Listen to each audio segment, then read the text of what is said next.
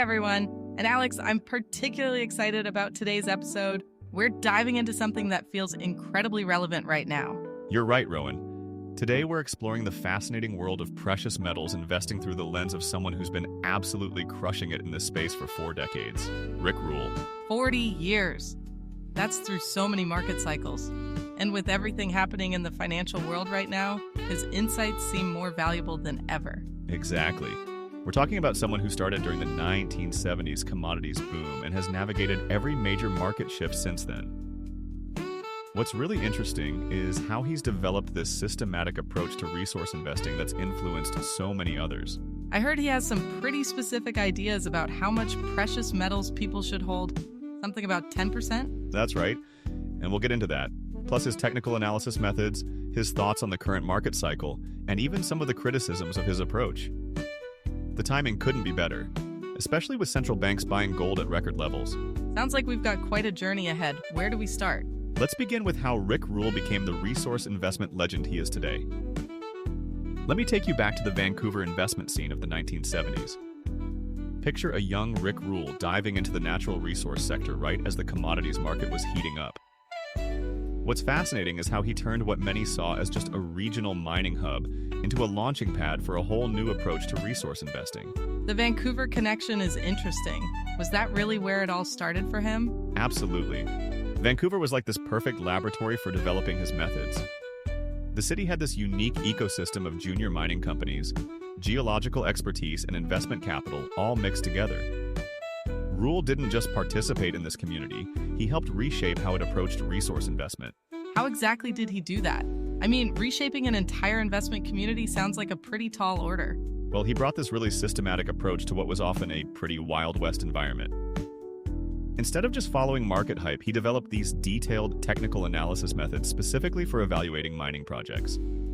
He'd look at geological data, management teams, and market cycles all together. When you say technical analysis for mining, what does that actually mean in practice? Think of it like this. While other investors might just look at stock charts or commodity prices, Rule created this framework that dug way deeper. He'd analyze everything from the quality of geological surveys to the track record of the exploration team. But here's what really set him apart. He started looking at warrants. Wait, warrants? That sounds like a tongue twister. I know it does, but it's actually this clever financial instrument he helped popularize. Basically, it's a right to buy a stock. Rule figured out how to use these to maximize returns while managing risk and resource investments. That's pretty innovative, but surely there must have been some bumps along the way. Oh, definitely. One of the most interesting things about Rule's story is how he learned from market cycles. The resource sector can be incredibly volatile, and he's seen everything from massive booms to brutal busts. But here's the key. He started recognizing patterns in these cycles. Like what kind of patterns? So, for example, he noticed that supply constraints in mining often take years to resolve, which creates these predictable price movements. But you need patience, sometimes a lot of patience. That's actually one of the criticisms he's faced. Some people say his timeline predictions can be too optimistic. I can see how that would be frustrating for investors, waiting for years for a prediction to play out.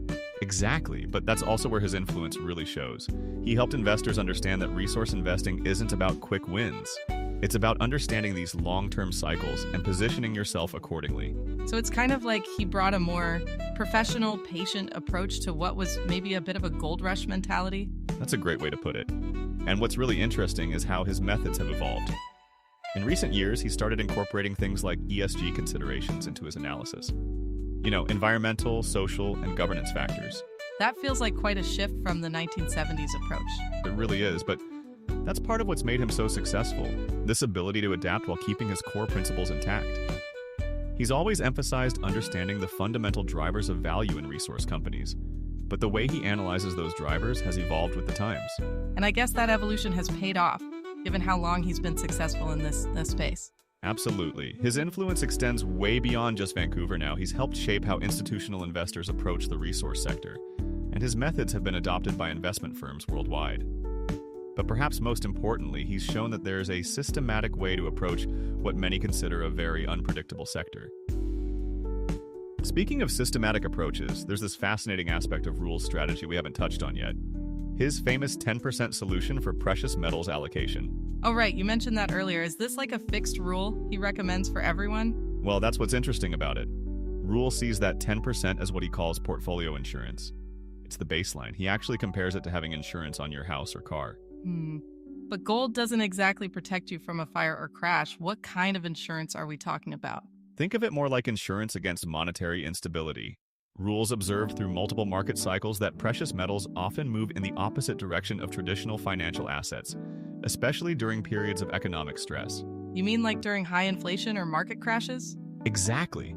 And here's where his experience really shows. He's lived through several of these cycles. For instance, during the 2008 financial crisis, while many traditional investments were crashing, gold actually went up by about 25%. That's pretty significant, but surely it doesn't work that way every time. You're right to be skeptical. Rule is actually very clear about this. The 10% isn't about getting rich quick. It's about having what he calls a chaos hedge. Then, beyond that baseline, he suggests people can take additional tactical positions based on market conditions. So wait, you're saying that 10% is just the starting point? Right. And this is where it gets really interesting. Rule has this detailed framework for when and how to add to that position.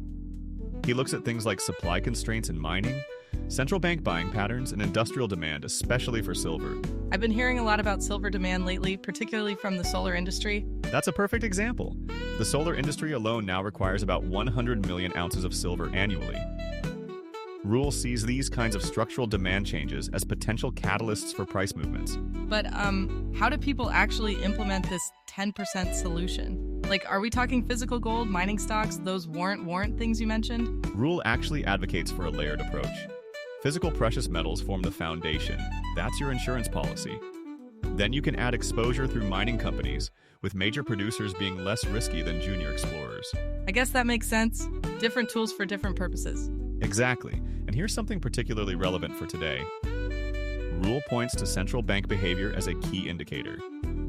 When we see central banks buying gold at record levels like they did in 2022, with 1,136 tons purchased, he sees that as a significant signal. That's a lot of gold, but doesn't this whole strategy assume that precious metals will keep behaving the same way they have historically? That's actually one of the most thoughtful criticisms of Rule's approach. Some argue that in our modern financial system, precious metals might not play the same role they historically have.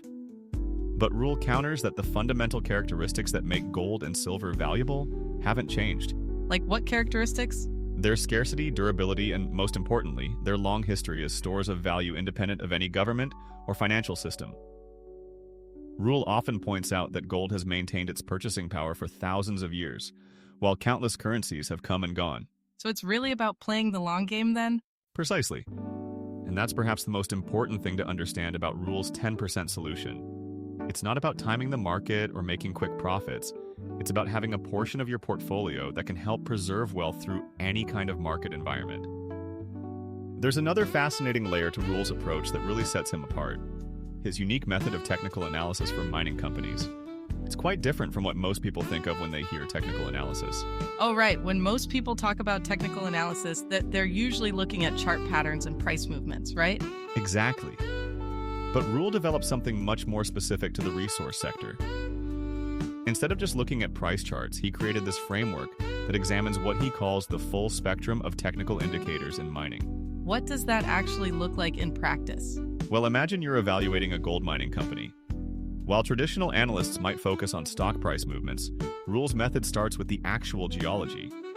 He looks at drill core results, metallurgical recovery rates, and even the specific type of mineral deposit. That sounds more like geology than technical analysis. That's the brilliant part. He combined geological analysis with market timing and financial metrics. For instance, he developed this fascinating way of evaluating drill results that correlates them with historical success rates of similar deposits. Can you give us an example of how this worked in practice? Sure, one of his most successful applications was in the uranium sector. Rule noticed that certain geological formations in the Athabasca Basin had specific signatures that historically led to major discoveries. By combining this geological knowledge with market cycle analysis, he was able to identify opportunities that others missed. But don't you need to be a geologist to understand all this? That's what's clever about his system. He broke it down into what he calls checkpoints. Specific criteria that even non-technical investors can understand. Things like grade of deposit, infrastructure access, and jurisdiction risk. So it's kind of like a scoring system? Exactly. And here's where it gets really interesting. He assigns different weights to these factors depending on the commodity and market cycle. For instance, during bear markets, he puts more emphasis on balance sheet strength and management track record. I can see how that would be helpful. But what about when the market conditions change? That's actually one of the most valuable aspects of his system. It's adaptable. For example, when ESG factors became more important, he integrated environmental impact assessments and community relations into his technical evaluation framework. That makes sense.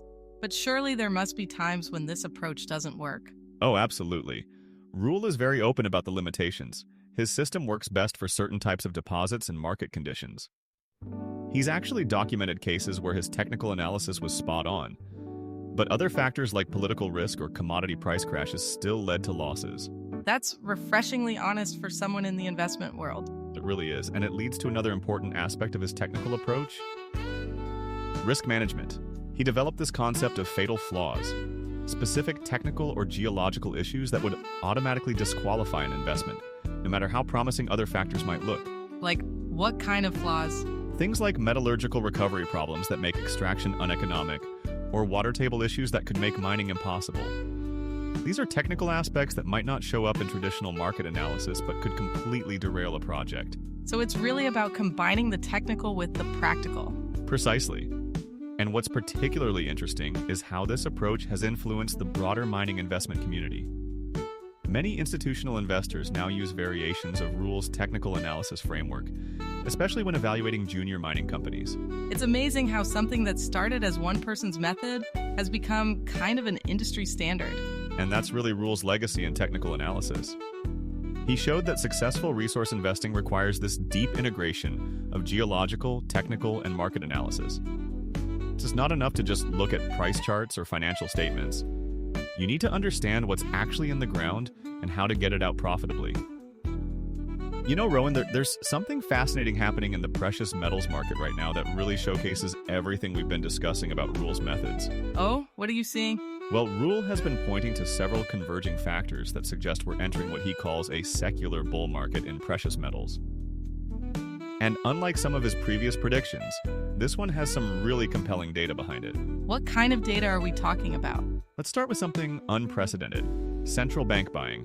We mentioned earlier that they purchased 1,136 tons of gold in 2022, but what's really interesting is the pattern behind those purchases.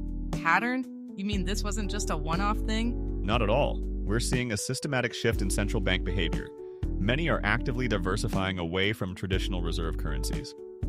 But here's where it gets really interesting. Rule points out that this is happening alongside major supply constraints in mining. Supply constraints? But aren't mining companies always looking for new deposits? They are, but this is where Rule's technical analysis really comes into play. He's identified that the grade of new gold discoveries has been declining steadily. Plus, the time between discovery and production has stretched to nearly 20 years in some cases. 20 years? That's a really long time. It is.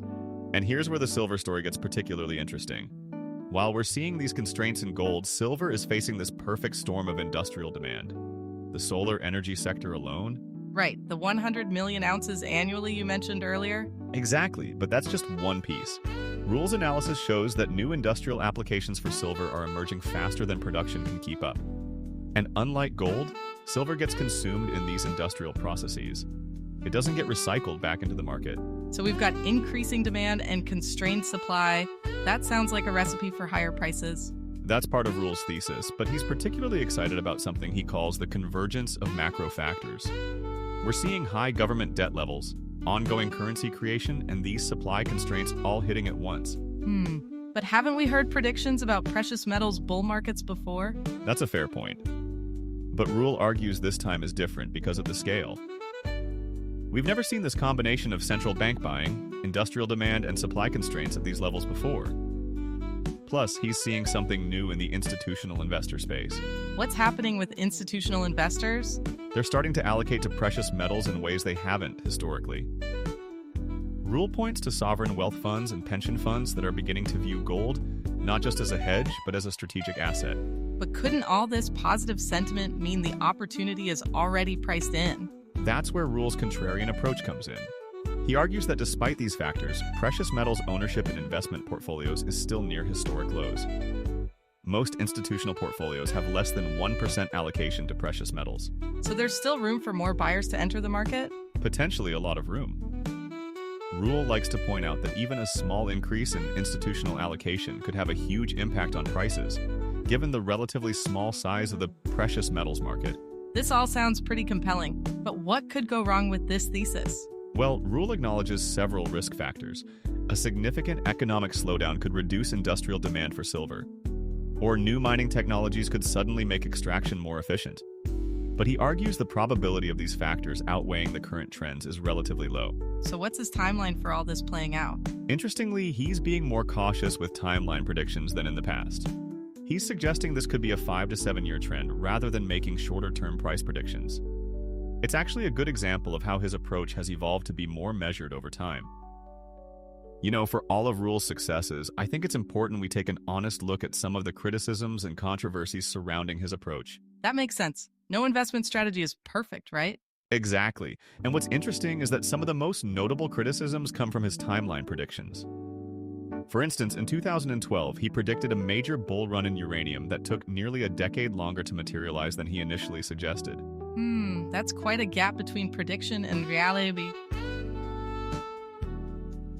It is, and this pattern of sometimes being right about the trend but wrong about the timing has been a consistent critique. But here's what's fascinating. Rule has actually addressed this head-on in recent years. How so? He's acknowledged that his enthusiasm for the sectors he analyzes sometimes led him to underestimate how long market cycles would take to play out. There was this particularly notable case with silver in 2015. What happened there? He predicted a significant price surge based on supply constraints, but the market took a completely different direction. Silver actually declined for several years after that prediction. But here's where it gets interesting. The fundamental analysis he based his prediction on wasn't wrong. Just the timing was off? Exactly. The supply constraints he identified were real, but other market factors he hadn't fully accounted for ended up having a bigger short-term impact. Some critics argue this points to a blind spot in his analysis method. What kind of blind spot? Well, some say he sometimes underweights the impact of short-term market sentiment and overemphasizes long-term fundamentals.